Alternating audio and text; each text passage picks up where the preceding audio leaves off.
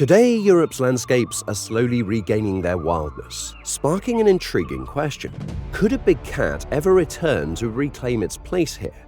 If so, how would it look? How would it hunt? And how would modern Europe's ecosystems even handle its presence?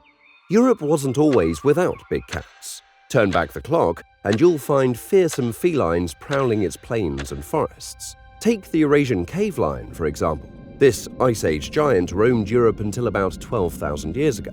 It was enormous. Fossil evidence tells us cave lions grew up to 7 feet long and weighed around 700 to 800 pounds, making them one of the biggest cats ever. Cave lions inhabited cold woodlands and mountain tundra across Eurasia. They feasted on Pleistocene megafauna, from prehistoric horses to young woolly mammoths. Another legendary cat from Europe's past is the European jaguar. Living roughly 2 million to 350,000 years ago, this feline wasn't exactly a jaguar as we know it, but it was a close cousin. It was a medium-large pantherine cat, bigger than today's jaguars. Studies estimate many weighed between 90 to 120 kilograms, 200 to 260 pounds. Unlike the cave lion, the European jaguar was at home in the forests. Now, armed with lessons from the past, let's start piecing together our ideal European supercat. So, what would our perfectly adapted European big cat look like? Size-wise, this cat would sit comfortably between a leopard and a lion. We're talking about a feline perhaps 3 to 3.5 feet tall at the shoulder, around 1 meter, with males weighing in the ballpark of 120 to 150 kilograms, 260 to 330 pounds, and females a bit smaller. This moderate size ensures a balance: power to subdue prey, but agility to navigate mixed terrain. The build would be muscular but athletic.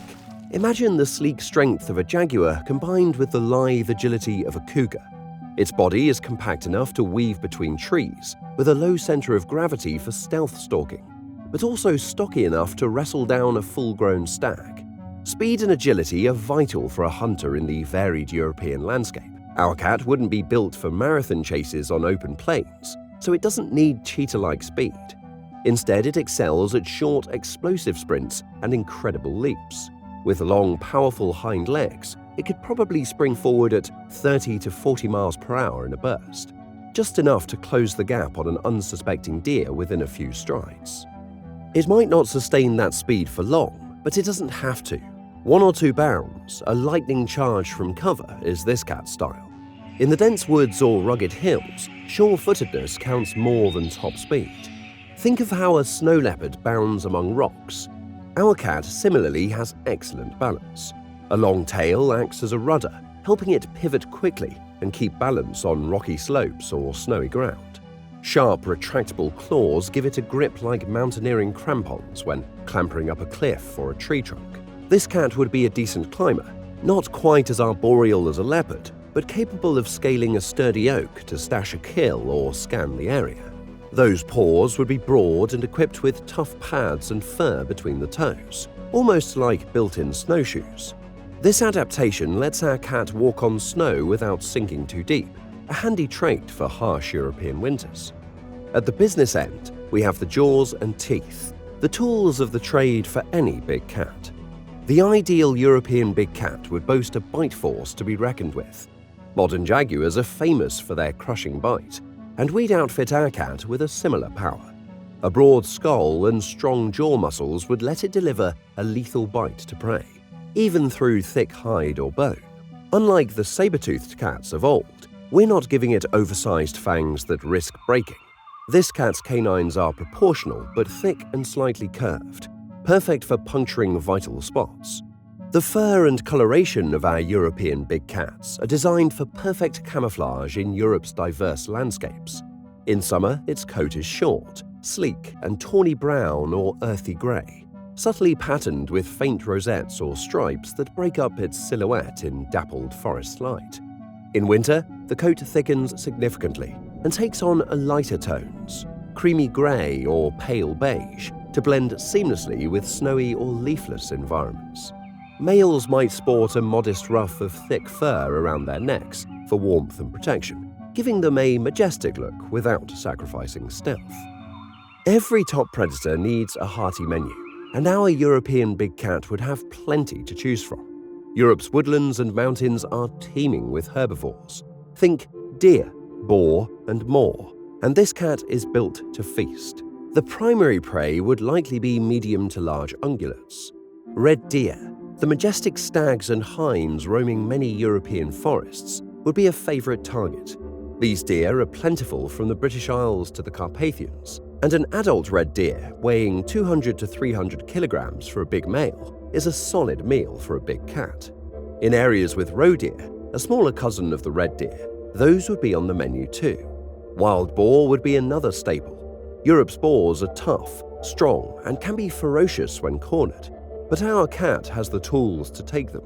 A boar kill is risky, but it provides a high reward, a dense, fatty meal to fuel the cat for days. Depending on the region, the menu would vary. In the Carpathian Mountains and parts of Eastern Europe, there are even wild cattle and elk. A healthy adult bison weighing nearly a ton would generally be too dangerous for a lone cat, but a calf or a sick one might be an opportunistic target. Similarly, moose roam the forests of Scandinavia and northeastern Europe. Moose are the largest deer in the world. A full-grown moose can weigh 400 to 700 kilograms. Only the bravest and strongest predators dare to take them on. Siberian tigers, for instance, regularly prey on adult moose in Russia. Our European cat, if it lives in the far north, might occasionally attempt this kind of prey. Smaller prey would supplement the diet when large game is scarce. This cat isn't above snatching a hare, rabbit, or pheasant for a quick snack. It could also take down a mouflon or young ibex on a mountainside, using its climbing prowess to surprise sure-footed goats on cliffs. Up in the Alps, our cat might specialize a bit in ambushing alpine ibex or chamois along treacherous ledges, where its balance and power give it an edge. And if it comes across livestock like an unattended sheep or goat, it might indulge.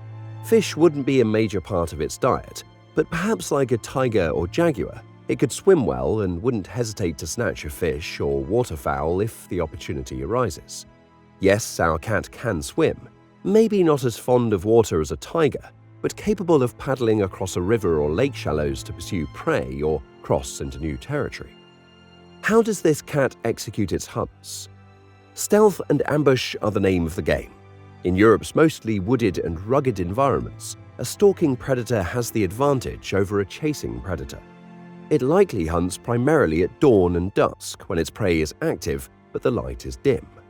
For a deer-sized game, a common technique is the throat bite, sinking canines into the throat to crush the windpipe or arteries, holding on until the prey suffocates or bleeds out. With its powerful jaws, this cat could also employ the jaguar's signature move, a fatal bite to the back of the skull or neck, piercing the spinal cord. This would be especially useful on prey like boar or maybe smaller bovines, where a quick kill is needed to avoid prolonged struggle. If the prey is large and still fighting, the cat's forelimbs, armed with big claws, wrap and hold on like grappling hooks. You can almost hear the snarl and see the kicking legs of a deer entangled with a tawny blur of fur and muscle. After a kill, our predator faces another challenge: keeping the carcass. In ecosystems with multiple carnivores, dinner can attract unwanted guests like wolves or bears. To mitigate that, our cat might drag its kill to a more concealed spot. Like a leopard that drags an impala up a tree to hide it from hyenas, our cat might not always hoist a carcass into a tree, but it will try to stash the meal out of sight. It could cover it with leaves and dirt, as a tiger does, to hide the scent, and come back for leftovers over several days. Where would this perfect cat call home? Stretching across Romania, Ukraine, Slovakia, Poland, and beyond, the Carpathians are often hailed as Europe's wild heart. Crucially, the Carpathians host a rich community of wildlife. They are home to Europe's largest populations of brown bears, wolves, and lynx, as well as herds of red deer, roe deer, wild boar, and even reintroduced European bison. It's a buffet and a playground for a big cat. Our predator could thrive here, patrolling the dark woodlands and sunny alpine clearings alike. The Alps, spanning countries like France, Switzerland, Italy, Austria, and Slovenia, are another potential stronghold. Now, the Alps are more populated and developed in parts, but they still have extensive wild zones, especially in higher elevations and in national parks. An apex cat in the Alps would need to be particularly wary of humans, sticking to areas less frequented by people, perhaps the deep forests of the foothills and the craggy backcountry above. The boreal forests of Sweden, Finland, and perhaps Norway's taiga represent another enticing habitat.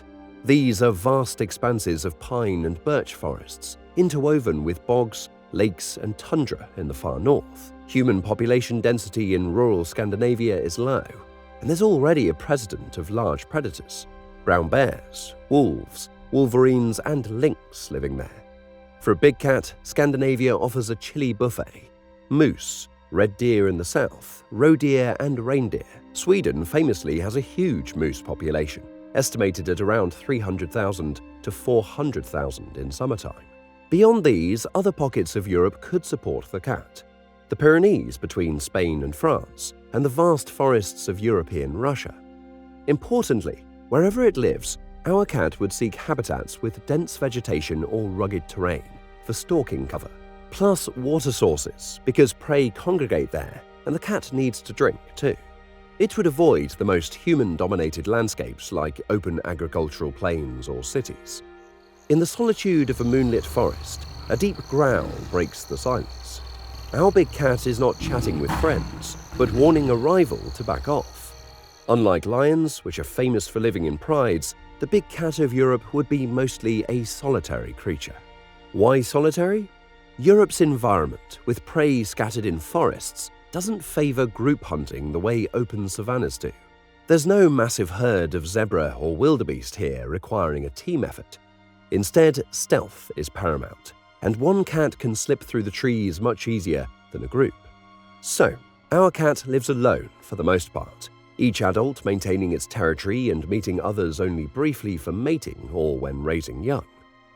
Now we'd love to hear from you. What would you name this magnificent European big cat? Share your creative ideas for a name in the comments. And while you're at it, what unique trait would you give it if you were the evolutionary designer? That's all for today. If you enjoyed this video, don't forget to like, subscribe, and share it with your friends. You can also leave a comment with what you would like to see in the following videos. Thanks for watching. See you next time.